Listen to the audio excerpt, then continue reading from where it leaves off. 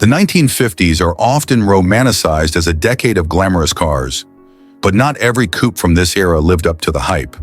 Despite an abundance of chrome, tail fins, and eye-catching designs, some models fell flat due to poor engineering, awkward proportions, or a lack of innovation. These 9 coupes represent the darker side of the decade's automotive history, vehicles that failed to deliver on performance, quality, or style. Dear viewer, don't forget to subscribe to the channel. Thanks for your support. Number 9, 1956 DeSoto Firedome Sportsman Coupe, a car that tried to embody the era's growing appetite for flash and power, but ultimately missed the mark. While it boasted the impressive Hemi engine, its design and execution were bogged down by poor handling and a gaudy aesthetic. DeSoto, a division of Chrysler, was positioned as an affordable luxury brand. By the mid-1950s, American car design emphasized size, power, and visual extravagance. The Firedome Sportsman Coupe was introduced as a premium offering that could rival vehicles from Oldsmobile and Buick. While it aimed high, the Firedome fell short in crucial areas, leaving it overshadowed by its competitors. The Firedome's large frame gave it a commanding road presence, but it also made the car unwieldy. At nearly 4,000 pounds, it was significantly heavier than many rivals. The Firedome's size and weight meant it struggled with agility. On curvy roads, it felt more like steering a boat than a sports coupe. While the Hemi engine delivered respectable horsepower, the weight of the car dulled acceleration and overall performance, leaving drivers disappointed. The Firedome Sportsman Coupe featured large amounts of chrome trim, including a wide grille, prominent side moldings, and an ornate rear bumper. Rather than feeling luxurious, it came across as excessive and overdone. While the chrome may have attracted attention on showroom floors, it didn't translate into a cohesive or elegant design. Instead, the car appeared cluttered, especially compared to sleeker rivals like the 1956 Chevrolet Bel Air. For a car marketed as a premium model, the interior offered little to differentiate it from more affordable competitors. Materials and finishes felt ordinary rather than luxurious. The heavy doors and awkwardly positioned controls added to the sense that this was a car designed more for looks than for the driver's experience. Oldsmobile's 88 and Buick's special models combined powerful engines with better handling and less garish styling. These competitors offered a balance of performance, luxury, and modern design that the Firedome lacked. By 1956, DeSoto was struggling to maintain a distinct image within the Chrysler hierarchy. The Firedome felt like an awkward middle child, too expensive for the mainstream market and not sophisticated enough for true luxury buyers. One area where the Firedome shined was its Hemi 58 engine. Producing 230 horsepower, this power plant was technologically advanced for its time, featuring hemispherical combustion chambers that improved efficiency and performance. However, the engine's potential was undermined by the car's excessive weight and poor handling. The Hemi's reputation wasn't enough to save the Firedome from mediocrity. The 1956 DeSoto Firedome Sportsman Coupe saw lukewarm sales, failing to make a significant dent in its segment. Buyers were turned off by its gaudy design, unwieldy handling, and lack of value compared to competitors. DeSoto itself would cease operations in 1961, and the Firedome serves as an example of the brand's inability to adapt to shifting market demands. A powerful engine can't overcome the drawbacks of excessive weight and poor handling. True luxury design requires elegance and balance, not just chrome and flash. Brand identity matters. Without a clear identity, even technically competent cars can struggle to resonate with buyers. The 1956 DeSoto Firedome Sportsman Coupe is a cautionary tale of ambition unfulfilled.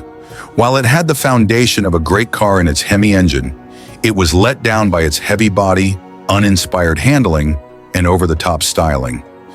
In a market where buyers were becoming more discerning, the Firedome felt like an old-fashioned attempt to win over an audience that had already moved on. Number 8, 1957 Mercury Turnpike Cruiser Coupe, a car that sought to dazzle mid-century buyers with futuristic flair, but ultimately fell short due to mechanical problems, awkward handling, and overcomplicated features. Let's dissect how this car represents the challenges of balancing innovation with practicality in automotive design. The late 1950s marked a period of unbridled optimism in the United States. Automakers aimed to capitalize on the public's fascination with space-age technology and futuristic styling. Mercury, a division of Ford, launched the Turnpike cruiser as its flagship model, hoping to stand out in the crowded luxury coupe segment. The result was a car packed with attention-grabbing features, but one that failed to deliver a cohesive driving or ownership experience. The Turnpike cruiser boasted several unique features designed to appeal to forward-thinking buyers. A retractable rear window intended to improve ventilation. While innovative, it was prone to mechanical issues and added unnecessary complexity. Dubbed the Merc-O-Matic, the transmission relied on push buttons instead of a conventional gear lever. While futuristic in concept, it was often clunky and unintuitive to operate. Stylized exhaust tips added to the car's visual drama, but had no functional benefit. A built-in speed warning system, another novelty that rarely worked as intended. The Turnpike cruiser's emphasis on futuristic gimmicks came at the expense of reliability. Many of its innovations were poorly executed and prone to failure, frustrating owners. Features like the breezeway rear window and push-button transmission were complex to repair and expensive to maintain. The cruiser was built on a heavy platform, which compromised agility and made it feel sluggish. Steering and braking systems were not up to par for a car of its size and weight, leading to an unrefined driving experience. Despite its 368 cubic inch V8 engine, the cruiser's performance failed to match its imposing appearance, leaving enthusiasts disappointed. While Mercury intended the Turnpike cruiser to look futuristic, its design was polarizing. The heavily sculpted body, excessive chrome, and unusual roofline made it appear overly busy and out of proportion compared to sleeker competitors like the 1957 Chevrolet Bel Air or the Ford Thunderbird. Many of the car's advanced features, such as the push-button controls and retractable window, suffered from frequent breakdowns. Mercury's quality control failed to keep pace with the complexity of the design, tarnishing the car's reputation. The Turnpike cruiser was not the commercial success Mercury had hoped for. While it drew attention in showrooms, its high price and limited practicality meant it struggled to attract buyers. Its failure foreshadowed a broader challenge for Mercury as it sought to carve out an identity distinct from Ford and Lincoln. Gimmicks can attract attention, but they must be reliable and functional to earn long-term appeal. A car's aesthetics must align with its performance and usability. Over-design alienates more buyers than it excites. Mercury overestimated the demand for futuristic features and underestimated buyers' preference for reliability and refinement. The 1957 Mercury Turnpike Cruiser Coupe embodies the pitfalls of trying too hard to stand out. While its innovations showcased the possibilities of automotive design, they also highlighted the risks of prioritizing flash over substance. As we reflect on this car, it's clear that even in an era of optimism, practicality remains key to creating a truly successful vehicle. Number 7, 1955. Packard Clipper Coupe. A car that symbolized a pivotal moment for Packard, a once prestigious marque struggling to remain relevant in a rapidly evolving auto industry. Despite efforts to modernize, the Clipper Coupe fell short in critical areas, exacerbating Packard's decline. Packard had been a leading luxury car maker in the 1920s and 1930s, known for elegance, innovation, and prestige. However, by the 1950s, the brand was struggling to adapt to post-war market demands, where buyers sought modern styling, competitive pricing, and reliability. In 1955, Packard introduced the Clipper as a standalone model to attract younger, budget-conscious buyers. The hope was that this entry-level car would boost sales and save the company. Unfortunately, the Clipper Coupe was more of a band-aid than a cure. The Clipper Coupe was positioned as an affordable luxury car, offering features typical of mid-tier models. The 1955 Clipper received a modest facelift with sleeker lines and a more pronounced grille. However, it still lacked the striking design innovation needed to stand out in a highly competitive market. Powered by a 320 cubic inch V8 engine, the Clipper offered decent horsepower on paper. Unfortunately, quality control issues often led to inconsistent performance and reliability problems. The Clipper featured plush materials and chrome accents, but these were not enough to overcome a dated overall aesthetic. While more affordable than other Packard models, the Clipper's price point was still too high compared to rivals like Buick, Oldsmobile, and Mercury, which offered similar or better features. By 1955, automotive design was shifting toward bold, futuristic looks, with tail fins, jet age influences, and low-slung profiles dominating the market. The Clipper Coupe, despite updates, looked conservative and uninspired. Its bland styling failed to capture the imagination of buyers who were drawn to the more daring designs of competitors like the 1955 Chevrolet Bel Air or Ford Fairlane. The Clipper's 5.8 engine, though powerful, was prone to mechanical failures. These issues stem from Packard's declining manufacturing quality as the company cut costs to survive. Electrical problems and transmission failures were also common, further tarnishing its reputation. Packard was trying to compete in a crowded mid-priced segment against stronger, more established rivals. The Clipper didn't offer enough differentiation to sway buyers from brands like Buick or Pontiac. Luxury buyers, meanwhile, saw the Clipper as a diluted version of Packard's former glory. Packard's financial struggles meant that resources for R&D and marketing were limited. The company's merger with Studebaker only added to the chaos, as the combined entity faced overwhelming challenges. The 1955 Clipper Coupe did little to change Packard's fortunes. While sales improved slightly compared to prior years, they weren't enough to reverse the company's downward trajectory. By 1958, the Packard name was gone from the automotive market, making the Clipper one of the last gasps of a once great luxury brand. In the automotive world, styling is often the first impression. The Clipper's conservative look made it forgettable at a time when bold, exciting designs were essential. Even the most beautiful car can't succeed if it leaves buyers stranded on the side of the road. The Clipper's mechanical issues alienated customers Packard desperately needed. Packard failed to fully understand the shift in buyer preferences toward affordability and modern aesthetics. Brands that thrived in the 1950s embraced these changes quickly. The 1955 Packard Clipper Coupe is a case study in missed opportunities and the dangers of failing to adapt. While it wasn't a terrible car by objective standards, it didn't offer enough to save Packard from its inevitable decline. This story reminds us that success in the auto industry requires more than nostalgia for past greatness. It demands innovation, quality, and a clear understanding of what buyers want. Number 6, 1953 Plymouth Cambridge Coupe, a car that illustrates what happens when a manufacturer plays it too safe. While reliable and functional, the Cambridge was painfully uninspired. Its plain styling and outdated engineering failed to capitalize on the optimism and innovation that defined the early 1950s automotive market. The early 1950s were a transformative time for the American auto industry. World War II had ended, and manufacturers were transitioning from utilitarian wartime production to meeting the growing demand for stylish, powerful, and innovative cars. Brands like Chevrolet and Ford embraced this shift, rolling out vehicles with bold designs, modern features, and more powerful engines. Plymouth, however, seemed stuck in a more conservative mindset with the Cambridge, its mid-level offering for 1953. The Cambridge was positioned between the entry-level Cranbrook and the more utilitarian Concorde in Plymouth's lineup. Despite its placement as a mid-range model, the Cambridge failed to excite buyers in several key areas.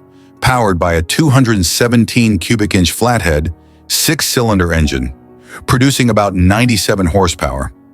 This engine was reliable but dated, offering sluggish acceleration and uninspiring performance. Competitors like Chevrolet and Ford had moved on to more modern OHV, overhead valve designs that delivered better power and efficiency. The Cambridge featured conservative, boxy lines with minimal ornamentation. Its plain grille and uninspired profile made it look outdated compared to rivals embracing the jet age aesthetic of tail fins and chrome embellishments. While functional, the interior lacked excitement or luxury. Basic materials and uninspired design failed to create an appealing experience for drivers or passengers. Priced competitively, the Cambridge was aimed at budget-conscious buyers, but it offered little to distinguish itself from lower-priced competitors. The flathead six-cylinder engine was a relic from a bygone era. While durable, it couldn't compete with the smoother, more powerful V8s offered by competitors like Ford and Chevrolet. Plymouth's reluctance to innovate left the Cambridge feeling slow and underpowered, especially as post-war buyers began to prioritize performance. The Cambridge's conservative design was a stark contrast to the exciting and futuristic cars hitting the market.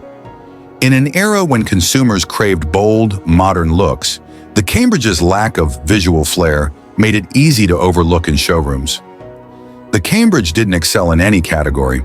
It wasn't the cheapest, fastest, most stylish, or most luxurious car in its class. This lack of differentiation meant it struggled to attract buyers who had plenty of options in the competitive post-war market. The 1953 Plymouth Cambridge Coupe was reliable and functional, but it failed to inspire. While Plymouth sold a decent number of Cambridges, it was clear that the brand was losing ground to more innovative competitors. The lackluster performance of the Cambridge reflected a broader issue within Plymouth: the failure to adapt to changing market demands. By the late 1950s, Plymouth's position in the market had weakened significantly, and it would continue to struggle in subsequent decades. The 1953 Cambridge demonstrated that reliability alone isn't enough. Buyers want cars that excite them, whether through performance, design, or features. In the highly competitive automotive market, styling plays a critical role in attracting buyers. The Cambridge's plain design made it forgettable. Brands that fail to keep up with technological and design advancements risk being left behind. Plymouth's resistance to embracing modern engines and bold styling hurt its appeal. The 1953 Plymouth Cambridge Coupe is a textbook example of playing it too safe in a dynamic market. While dependable, it lacked the excitement and innovation that post-war buyers were seeking. Ultimately, the Cambridge Coupe serves as a reminder that in the automotive world, standing still is the fastest way to fall behind. Number 5, 1955 Chevrolet 150 Utility Coupe, a car that epitomized the no-frills philosophy to an almost self-defeating degree.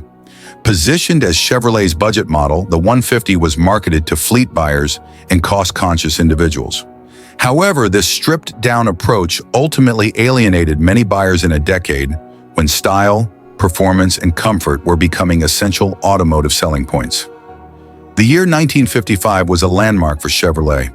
It introduced the groundbreaking Tri-5 lineup, which included the Bel Air, 210, and 150 models. This generation featured the all-new small-block V8 engine, a sleek redesign, and a focus on performance and style. The Chevrolet 150 was the entry-level offering, aimed at businesses, government fleets, and budget-conscious buyers. It prioritized affordability and utility over the flair and comfort seen in the higher trims. Base models came with a 235 cubic inch inline-six, producing about 123 horsepower. While the optional 265 cubic inch small block V8 was a revelation for Chevrolet's lineup, it was less common in the 150 due to its target market and price-conscious buyers. The base six-cylinder engine was reliable, but lacked the power to excite or compete with other mid-1950s offerings. The 150 Utility Coupe stripped away nearly all chrome accents and exterior embellishments found on the Bel Air and 210 models. It had a plain grille, painted window trim instead of stainless steel, and utilitarian hubcaps. The interior was incredibly Spartan, with rubber floor mats, basic bench seats, and minimal upholstery. Creature comforts like a radio, clock, or even a cigarette lighter were extra cost options. The Utility Coupe variant specifically targeted business owners, offering a large trunk and rear seat delete for additional cargo space. This model was popular among salesmen and small business operators who needed practical transportation. The stripped-down approach alienated individual buyers who could spend just a little more for the much more attractive and feature-rich 210 or Bel Air. The lack of chrome, basic paint options, and absence of even modest interior comforts made it feel like a fleet vehicle rather than a personal car. While the small block V8 was available, most 150 models were equipped with the sluggish inline-six. Competing budget cars such as the Ford Mainline offered similar or better performance, while still providing a bit more style and comfort. The post-war buyer had evolved. By the mid-1950s, even budget-conscious customers demanded some level of style and comfort. Chevrolet's bare-bones philosophy with the 150 felt out of touch with the growing demand for affordable, stylish, and versatile cars. The 150 utility coupe sold decently to fleets and business customers, but it was overshadowed by the immensely popular Bel Air and 210 models. These trims offered far more appeal to the average buyer and quickly became icons of the 1950s. The 150 utility coupe, by contrast, is remembered today as a workhorse rather than a car anyone aspired to own. It lacked the glamour of its siblings and failed to leave a lasting impression in the evolving automotive landscape. Stripping a car down to the bare essentials can backfire if it alienates a significant portion of the target market. A modest investment in style or features could have made the 150 more appealing to a broader audience. By the mid-1950s, buyers expected even entry-level cars to offer a degree of comfort and style. Chevrolet underestimated this shift with the bare-bones 150. The 150's utilitarian image made it a tough sell as anything other than a fleet vehicle, limiting its market appeal and long-term relevance. The 1955 Chevrolet 150 utility coupe served its purpose as an economical and practical vehicle. However, its lack of features, style, and excitement doomed it to obscurity in a decade defined by bold, glamorous cars. As part of Chevrolet's legendary Tri-5 lineup, the 150 is often overlooked in favor of the iconic Bel Air and 210 models. It stands as a reminder that even in the budget segment, a car needs more than functionality to truly succeed. Number 4, 1951 Ford Crestliner Coupe, a vehicle that aspired to challenge Chevrolet's highly successful Bel Air, but ultimately fell short. Ford positioned the Crestliner as a stylish and sporty alternative within its lineup, yet its execution lacked the flair and innovation necessary to succeed in the increasingly competitive personal coupe market of the early 1950s. By 1951, Chevrolet had gained significant ground with its well-received Bel Air, a hardtop coupe with fresh styling and desirable features.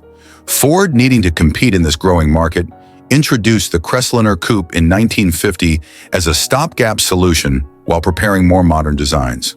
However, the Crestliner didn't offer enough to differentiate itself from competitors or justify its higher price compared to Ford's own lineup. The Crestliner was intended to appeal to buyers seeking something more sophisticated than a standard sedan, but less extravagant than a luxury car.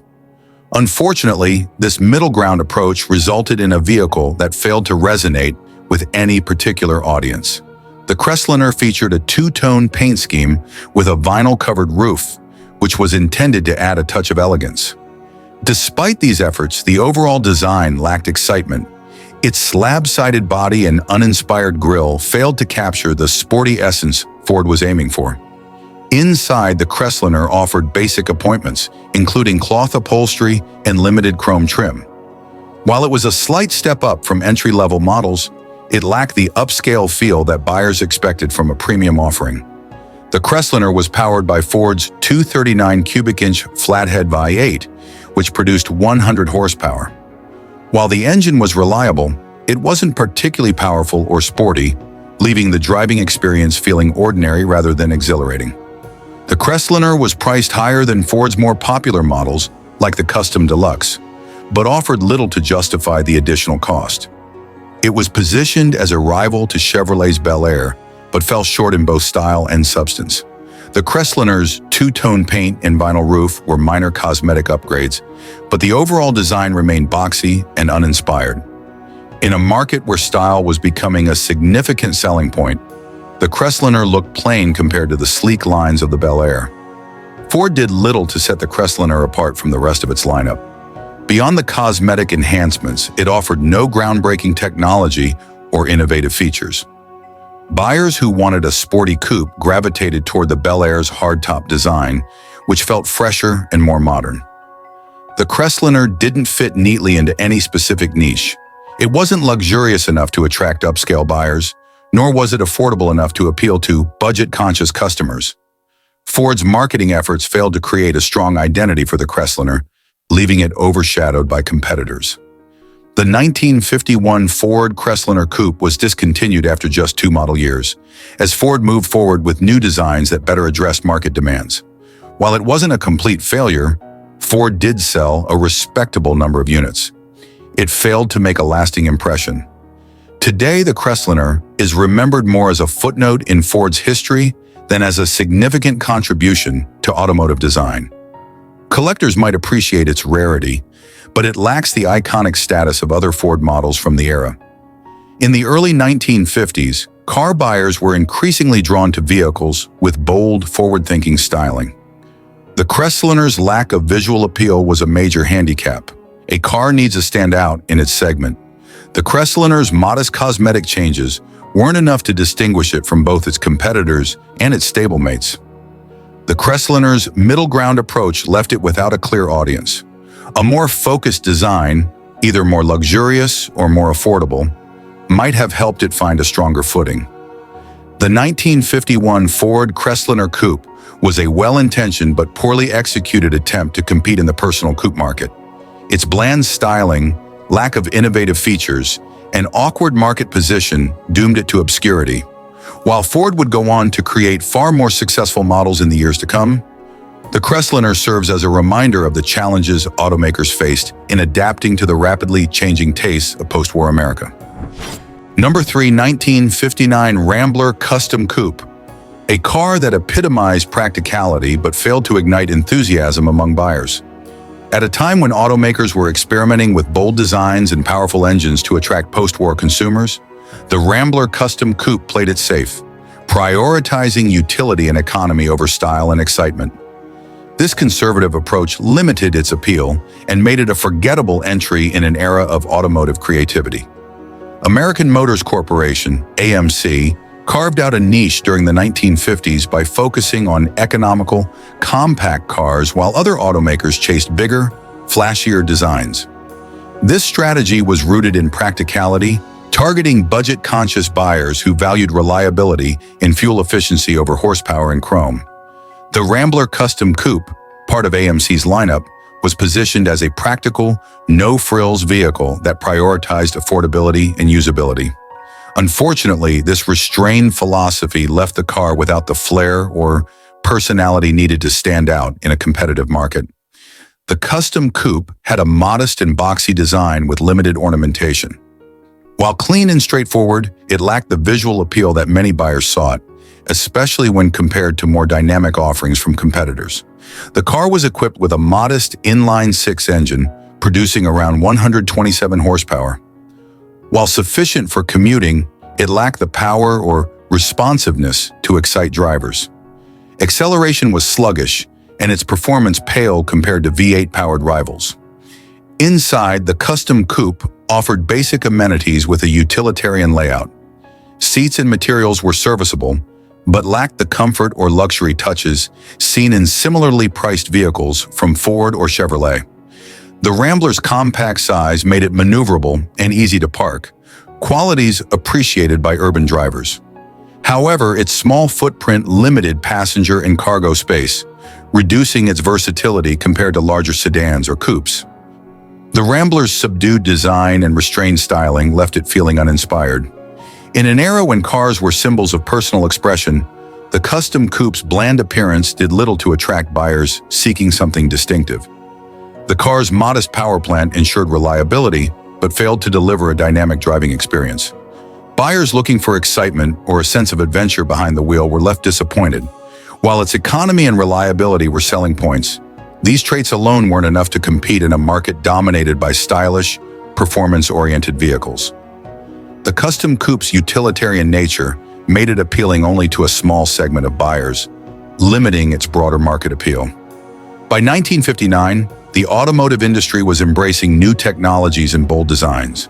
The Custom Coupe's conservative approach made it feel outdated even at launch.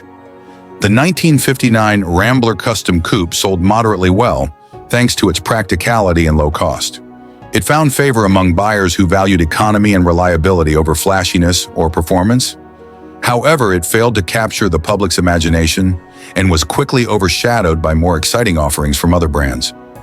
Today, the custom coupe is largely forgotten, remembered primarily by AMC enthusiasts and collectors. Its anonymity in automotive history reflects its inability to leave a lasting impression.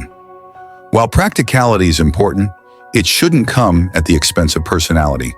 A car must strike a balance between function and style to appeal to a wide audience. In a crowded market, standing out is essential.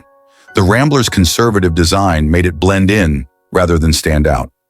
By 1959, consumers were expecting more from their cars, whether in terms of performance, comfort, or design. The Rambler's utilitarian approach didn't align with these evolving expectations. The 1959 Rambler Custom Coupe represents a cautious approach to car design that, while logical in theory, ultimately failed to excite buyers. Its lack of personality, coupled with underwhelming performance, left it overshadowed in a decade marked by bold automotive innovation. While the Rambler Custom Coupe was dependable, it serves as a reminder that cars are not just tools, but extensions of their owners' identities. Practicality alone is rarely enough to capture the hearts and wallets of consumers. Number 2, 1954, Hudson Super Wasp Coupe. A car that aimed to be a competitive mid-tier offering, but fell short in key areas, leaving it overshadowed by more advanced and better-styled rivals. Despite Hudson's innovative history, the Super Wasp failed to bring anything new to the table during a critical time for the automaker, ultimately becoming a symbol of stagnation. Hudson was a significant player in the automotive industry during the late 1940s and early 1950s, celebrated for its step-down design, introduced in 1948. This construction featured a lowered floor pan inside the perimeter frame, giving Hudson cars a sleek appearance and excellent handling for their time. However, by the mid-1950s, this once revolutionary design had grown stale, and Hudson struggled to keep pace with larger competitors who were investing in bold designs, powerful engines, and cutting-edge features. The Super Wasp was intended to offer an affordable step up from the entry-level Wasp, combining Hudson's established engineering with a bit more refinement. Unfortunately, the result was a car that felt outdated and uninspired in a rapidly evolving market. By 1954, the step-down design was beginning to show its age. The Super Wasp's proportions were awkward, with a long hood and a stubby rear that felt unbalanced. While it retained some of Hudson's signature curves, it lacked the modern lines and flair seen in competitors like Chevrolet and Ford. The Super Wasp came with a 232 cubic inch inline-six engine, producing around 123 horsepower. While sufficient for everyday driving, the engine lacked the power and excitement offered by the V8 engines that were becoming standard in rival models. Hudson emphasized comfort and practicality with a spacious cabin and durable materials. However, the lack of luxury features or innovative technology made the interior feel plain compared to similarly priced cars. The Super Wasp was marketed as an affordable upgrade, but its dated design and lackluster features didn't justify its price tag for many buyers. The step-down construction, while innovative in 1948, had become a liability by 1954. Competitors were offering more modern and stylish designs that made the Super Wasp look old-fashioned. Its awkward proportions, particularly the bulky front end and truncated rear, made the car visually unappealing. Hudson was known for pushing boundaries in its earlier years, but the Super Wasp failed to deliver anything new or exciting. Buyers in the mid-1950s were looking for advancements like automatic transmissions, powerful V8 engines, and fresh styling, none of which the Super Wasp provided. The inline-six engine was reliable but uninspiring. In an era where V8s were becoming the standard, the Super Wasp felt underpowered and outdated. Its handling, once a strong suit of Hudson's step-down design, was no longer exceptional compared to newer competitors. Positioned as an affordable upgrade, the Super Wasp didn't offer enough value to justify its price. Buyers seeking economy could find cheaper options elsewhere, while those desiring luxury or performance could easily bypass Hudson for better-equipped competitors. The 1954 Hudson Super Wasp Coupe failed to make a significant impact in the market. Its sales were modest at best, as buyers gravitated toward more modern, powerful, and stylish offerings from larger automakers. This lackluster performance reflected Hudson's broader struggles, which culminated in the company's merger with Nash Kelvinator in 1954 to form American Motors Corporation, AMC. The Super Wasp has since faded into obscurity, remembered primarily by Hudson enthusiasts and collectors. Its dated design and uninspired execution make it a footnote in automotive history rather than a highlight. Hudson's reliance on the step-down design, without significant updates, illustrates the risk of failing to innovate in a competitive market. As consumer preferences shift, automakers must adapt. The Super Wasp's outdated styling and weak performance were out of step with the demand for modern, V8-powered cars. While the Super Wasp aimed to be an affordable option, it lacked the features and styling needed to entice buyers. Economy alone wasn't enough to succeed. Number 1, 1951 Studebaker Champion Coupe. A car that made a bold design statement, but stumbled when it came to delivering a well-rounded driving experience. Despite some innovative elements, the Champion Coupe's polarizing aesthetics and underwhelming performance ultimately limited its appeal. By the early 1950s, Studebaker was in a precarious position as an independent automaker. It needed to stand out against the big three, General Motors, Ford, and Chrysler, in an increasingly competitive market. To achieve this, Studebaker leaned heavily on design innovation, attempting to capture attention with futuristic styling. The Champion Coupe was part of Studebaker's broader strategy to offer affordable, forward-looking cars. While the company succeeded in turning heads with its bullet-nose design, a dramatic centerpiece inspired by aviation, it struggled to back up this bold styling with solid engineering and performance. The bullet-nose grille was the defining feature of the Champion Coupe, giving it a look unlike anything else on the road. While some admired its uniqueness, others found it odd or overly aggressive. The rest of the car featured clean, streamlined lines, a result of Studebaker's collaboration with designer Raymond Loewy. Powered by a 169.6 cubic inch flathead inline-six engine, the Champion Coupe delivered only 85 horsepower. Acceleration was sluggish, and the car struggled on highways, making it ill-suited for drivers who wanted a more spirited experience. The interior was functional but plain, emphasizing economy rather than comfort. Materials and build quality were adequate for the price but failed to elevate the car to a higher standard of refinement. As one of the more affordable cars in Studebaker's lineup, the Champion Coupe targeted budget-conscious buyers. However, it often felt like compromises were made to keep costs down. While the bullet nose was intended to evoke jet-age optimism, it was divisive among buyers. For every driver who appreciated its daring look, there were others who found it unattractive or even comical. This design choice alienated a portion of Studebaker's target audience, limiting the car's appeal. The flathead six-cylinder engine lacked power, making the car feel slow and outdated. With competitors offering more powerful and efficient engines, the Champion and Coupe struggled to keep up both on the road and in showrooms. Studebaker didn't capitalize on the bold exterior design by creating an equally striking or luxurious cabin. Instead, the interior felt utilitarian, which diminished the car's overall appeal. While priced competitively, the Champion Coupe's quirky styling and lackluster performance didn't resonate strongly with buyers in the market for either affordable transportation or something truly stylish.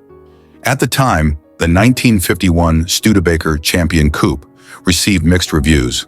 While some praised its distinctive design, others criticized its polarizing aesthetics and weak engine. Sales were respectable but not stellar, reflecting the car's limited appeal. Over the years, the Champion Coupe has become a niche collector's item, appreciated primarily for its historical significance and bold styling rather than its performance or practicality. The car is often remembered as an example of Studebaker's willingness to take risks, even if those risks didn't always pay off. While bold styling can attract attention, it needs to be paired with strong engineering and performance to create a truly successful product. The Champion Coupe prioritized style over substance, which limited its appeal in a market where buyers wanted both. Studebaker's gamble on the bullet-nosed design alienated conservative buyers who were more comfortable with traditional styling. A more universally appealing design might have broadened its market. The 1951 Studebaker Champion Coupe represents a fascinating chapter in automotive history. Its daring design captured the optimism of the jet age, but failed to deliver the practicality and performance needed to succeed in a competitive market. While it stands as a testament to Studebaker's creativity and willingness to take risks, the Champion Coupe also serves as a reminder that innovation alone isn't enough to ensure success. The best cars combine bold ideas with solid engineering and an understanding of consumer needs, something the 1951 Champion Coupe struggled to achieve.